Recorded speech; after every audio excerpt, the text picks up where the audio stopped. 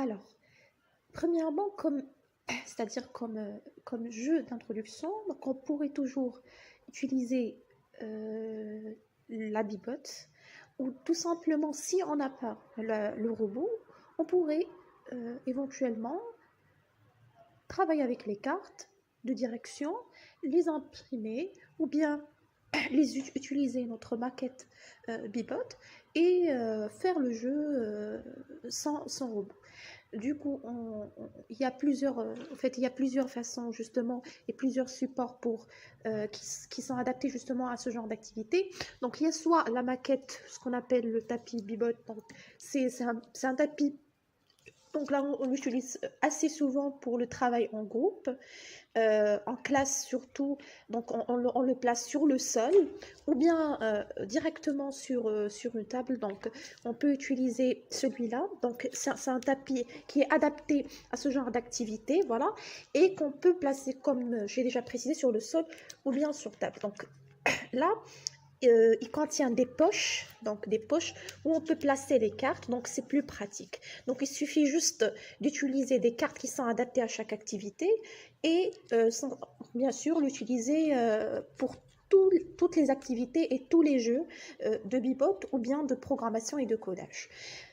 Donc pour la pré-programmation, donc là on peut utiliser bien sûr le livret.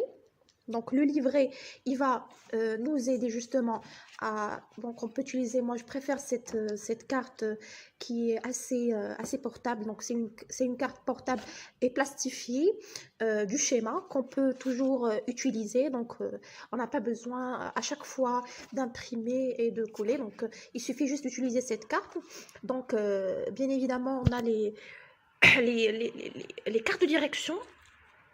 Les cartes de direction, voilà, donc on va les utiliser après, mais dans un premier temps, on pourrait toujours utiliser, par exemple, un jeu, donc là, c'est par rapport aux touches de la bibotte, donc ça sera un petit rappel du fonctionnement de la bibotte, les différentes commandes, au fait, c'est les règles ou les instructions et les règles qu'on doit justement respecter pour faire déplacer le robot.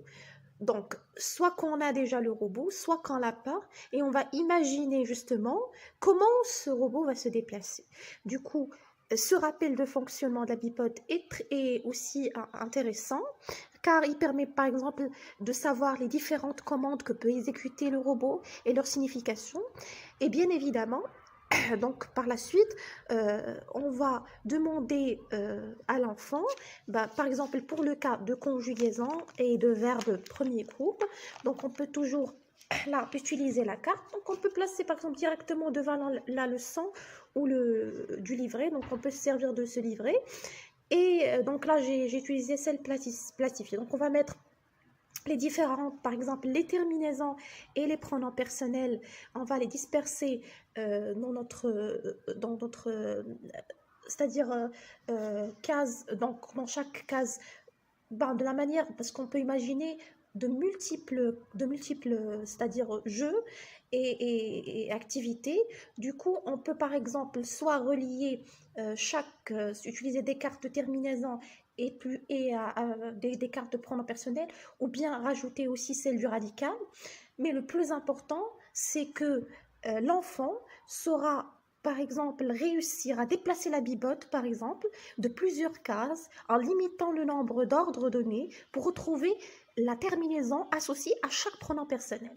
Pour jeu, par exemple, donc si on choisit le point de départ, donc on peut choisir le point de départ avec un D, ou bien tout simplement avec directement donc le choix, ou avec un D, et on choisit, une fois on choisit le point de départ, c'est-à-dire le pronom personnel ou bien le cas contraire, la terminaison, donc l'enfant doit retrouver le chemin que la bibotte bien sûr doit faire, et pour pouvoir arriver à la case d'arrivée du robot, et donc c'est celle de la terminaison. Ou bien le contraire, c'est-à-dire on a par exemple la terminaison et on doit retrouver le pronom personnel. Donc du coup, pour la carte la carte la plus, la maquette ou bien le tapis bibot, donc c'est plus simple. Donc on peut l'utiliser sur le sol comme j'ai déjà précisé. Donc il va faire le départ, par exemple, là c'est le pronom personnel tu, et il doit retrouver par exemple quel est le chemin.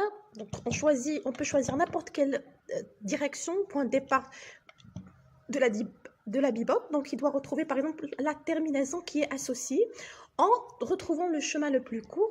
Et dans ce cas, donc par exemple ici, il doit retrouver la carte qui comprend par exemple la terminaison ES.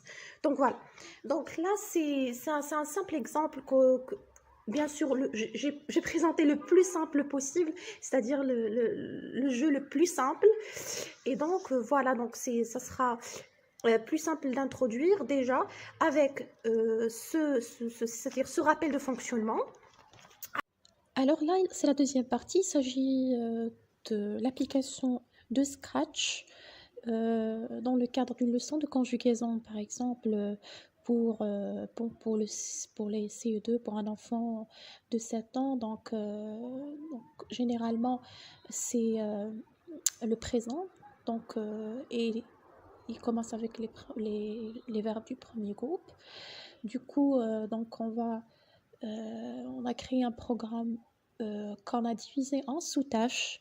Donc, parce que justement, pour arriver à ce stade, donc, il fallait passer par différentes étapes. Et donc, on a essayé de diviser justement en sous-tâches la totalité du programme. Du coup, on a essayé, donc j'ai essayé un peu de familiariser, parce que ça regroupe plusieurs notions, la notion de fonction, de variable, de liste, de boucle, de conditions. Donc il y a pas mal de connaissances en programmation, en algorithmique qu'il faut au préalable justement approfondir. Et donc on a commencé par créer par exemple, savoir comment créer une boucle pardon, pour compter et décompter. Puis on a composé l'algorithme en sous-tâches et on a construit la base qui est de stocker les variables. Par la suite, réaliser un affichage pour extraire déjà le radical. Donc c'est pour cela que les notions de base en français, donc par exemple c'est quoi un radical, la terminaison, donc il faudrait justement éclaircir ça et détailler ça avec l'enfant. Par la suite, on revient bien évidemment pour les notions algorithmiques. Du coup, on détaille tout ce qui est fonction, tout ce qui est justement boucle et conditions. Donc là, je vais juste présenter le résultat parce que normalement, ça demande beaucoup, ça demande justement plusieurs séances et donc déjà, le travail peut être divisé en 4 séances. Donc là, par exemple, on va choisir juste le résultat. Donc là, on peut commencer par un simple dialogue parce que c'est plus facile pour l'enfant. Donc un dialogue, donc par exemple l'achat ou des enfants, donc on peut changer de lutin. Et l'enfant, par exemple, passer d'un lutin à un autre pour pouvoir, par exemple, dialoguer. Donc là, par exemple, c'est la fille avec le chat. Donc il va lui demander, par exemple, un verbe et elle devrait normalement répondre.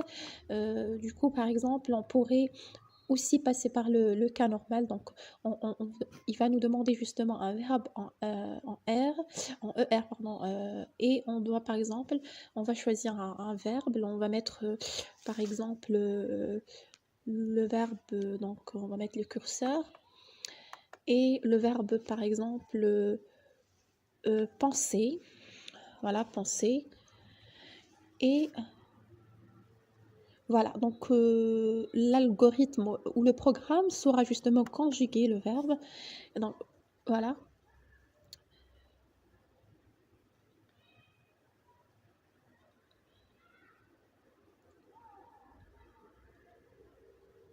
Voilà. Donc par la suite, on pourrait toujours traiter certaines conditions.